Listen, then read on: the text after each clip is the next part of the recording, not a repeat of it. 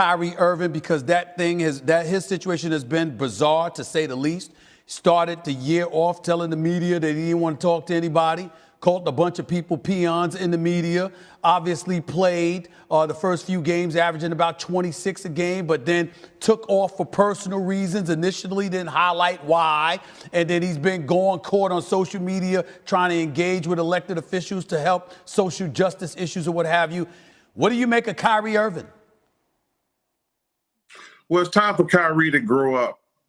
You know, Stephen A., when you become a professional and you're making $30, $40 million a year, you are held to different standards than most people. He has to show up to work. You know, we had the game on when the coach got up there like, well, I don't know where Kyrie is, employer. Stephen A., you cannot show up. Listen, as terrific as you are on television, you do have to tell Espen when you ain't going to show up for work. Absolutely. You can't just not go. So that's really unprofessional. And it's time for Kyrie, listen, it's time for him to grow up and be a great player, not just a talented player, to be a great player and be professional.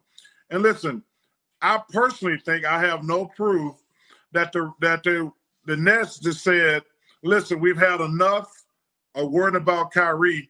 I think that's personally why they made the James Harden trade, because they don't feel like they can trust Kyrie. And listen, with KD and James, they're going to be a tough team to beat anyway. But if Kyrie comes in and gets in line, they're going to be fascinating to watch. Charles Barkley, we're going back on the court. Who's your favorite to win the championship this year? Give it to me. You picked Portland last year. You said guarantee and had your brooms out, and they lost. Hey, what's up, Charles? The way I'm looking at it right now, I thought the big winner in the James Harden sweepstakes was the Philadelphia 76ers. You know, Ben Simmons, just talking to everybody in Philly, the Sixers have been on pins and needles for the last month, worried about what they're going to get rid of Ben Simmons. I think now they got a new coach, obviously, in Doc Rivers. I think the Milwaukee Bucks and the Sixers are the teams to beat in the East. And in the West, I haven't seen anybody to put any fear in the Lakers.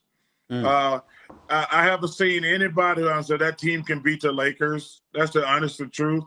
But in the East, I think Philadelphia and Milwaukee are the two best teams. But like right now, I haven't seen any team that I'm going to say they can beat the Lakers. So you got the Lakers winning the championship again. I just want to be clear. Well, just for my gambling thing, I got the Portland Trailblazers getting to the finals. Hey. You're just trying to win money. Yes. All right. Yes, I'm trying to win money. That's what gambling is, Stephen A. You're trying to win money. You can't win money on Portland, Charles. You can't win. You can't win money. I'm going to bring you on my bet on it segment with my man Joe Fortbar, my guy out of Vegas, because I mean somebody got to help you with some of your picks. Somebody got to help you.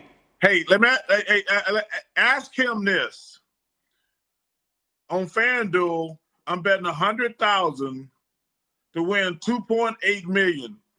Ask him that, and the Portland Trailblazers just got to get to the NBA Finals. They ain't got to win the championship. Ask him, does he think that's a good bet? I will ask him that. He'll be on next week. I'll make sure to save that question just for him. All right, my brother. Hey. All right, man. Hey, listen, number one, congratulations on the new show. Thank you. Keep doing your thing, man. I'm proud of you. Proud of you. Love you, man. Appreciate you, man. Thank you so much. Yes, sir.